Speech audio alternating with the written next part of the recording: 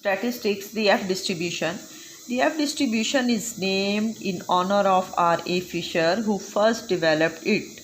If S1 square and S2 square are the two unbiased estimate of the population variance sigma square obtained from the independent sample of sizes n1 and n2 respectively from the same normal population, then the F ratio is defined as, तो हम F ratio को कैसे define करेंगे? F is equal to S1 square by S2 square is equal to n minus 1 S1 square by sigma square divided by nu1 or divided by n2 minus 1 S2 square divided by chi square by nu1,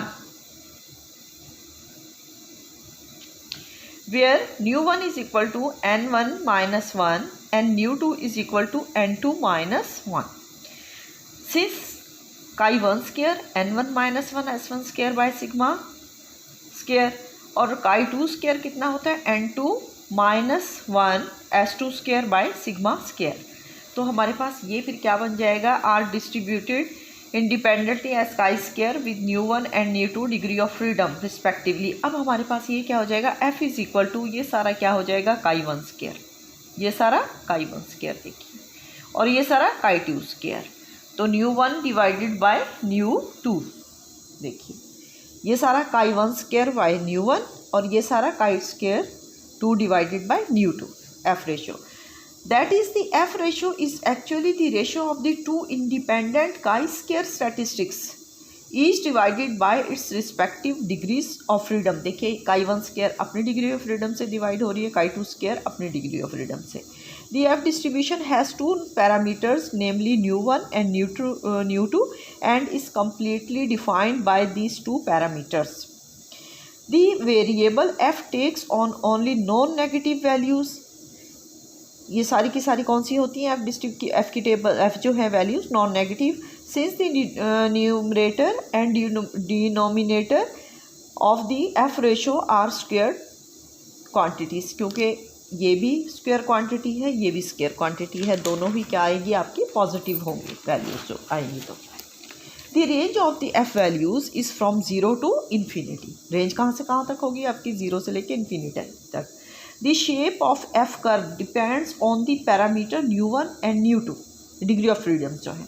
Generally it is non-symmetrical and skewed to the right. ये non-symmetrical है और right की तरफ skewed होती हैं. However, when one or both of the parameter values increases, the F distribution tends to become more and more symmetrical. तो जैसे जैसे आपके पास क्या होगा? एक या दो पैरामीटर्स वैल्यू जो हैं ये बढ़ती जाएंगी, अब डिस्ट्रीब्यूशन क्या होता जाएगा? ज़्यादा से ज़्यादा सिमेट्रिक होता जाएगा. उसके बाद है distribution of assumptions of F distribution. The two population from which the samples are drawn are normal populations. Second, the two samples are random sample drawn independently from the respective population. ये क्या हो गई? इसकी दो assumptions. उसके बाद आ जाइए किसकी तरफ? यूज़ ऑफ F टेबल की तरफ, कि F टेबल को यूज़ कैसे करना है. For a specified level of significance alpha we use the symbol F alpha nu1 nu2 to represent the upper right hand side 100 alpha% point of an F distribution having nu1 and nu2 degree of freedom. Table 5 and 6 give these percentage points for alpha is equal to 0.05 and alpha is equal to 0.01 respectively for various pairs nu1 and nu2 degree of freedom जो है. The upper row of the table list the value of nu1, the degrees of freedom associated with the numerator, and the first column list the values of nu2, the degrees of freedom associated with denominator. The lower left hand side percentage point can be found by taking the reciprocal of the F values corresponding to upper right hand side percentage point, but the number of the degrees of freedom are interchanged. कैसे? यानी F of 1 minus alpha nu1 nu2 किसके बराबर हो जाएगा? इसको गौर से देखिए. F of 1 minus alpha nu1 nu2 ये किसके बराबर होता है? 1 divided by F alpha nu2 nu1, जो बात हमने अभी कहा है. ये जब हम करेंगे ना तो प्रैक्टिस हो जाएगी. टेबल यूज़ करेंगे. एप्लीकेशन ऑफ F डिस्ट्रीब्यूशन है. उसके बाद The F distribution is used to compare the variability of one population with that of the other population. In many situations, there is needed to test whether 3 or more population means are equal. This problem can be solved by a technique known as the analysis of variance, which is an important application of F distribution. The F distribution is also applied in testing the significance of an observed multiple correlation. यहाँ पे भी use करते हैं. ये क्या है? Application of F distribution से. ठीक है. अब देखिए, अब आ जाते हैं टेबल्स की तरफ. मैंने कहा था ना 2 टेबल्स हैं, टेबल 4 है और टेबल है 5. ये देखिए table 5, critical values of the F distribution 5% significance level. ये सारा किसकी तरफ है? 5%. ये देखिए, ये न्यू 1 है, ये न्यू 1 है. और ये कौन सी है? New 1 degree of freedom. ये कौन सी है? न्यू 2. ये न्यू 1. ये कितनी है? न्यू 2. ठीक हो गया. ये आ गया.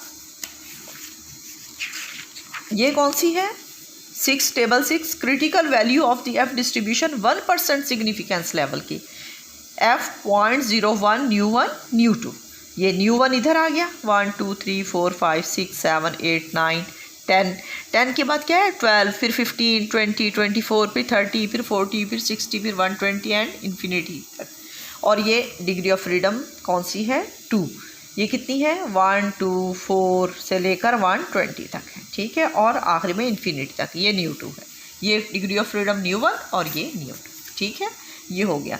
कल इंशाल्लाह नेक्स्ट लेक्चर में हम थोड़ा सा ज़्यादा पढ़ेंगे. हम इसका कॉन्फिडेंस इंटरवल भी F डिस्ट्रीब्यूशन का करेंगे और इसकी टेस्टिंग भी करेंगे. इसके साथ ही हमारा ये चैप्टर भी एंड हो जाएगा और सिर्फ एक चैप्टर रह जाएगा, उसको फिर हम देखेंगे.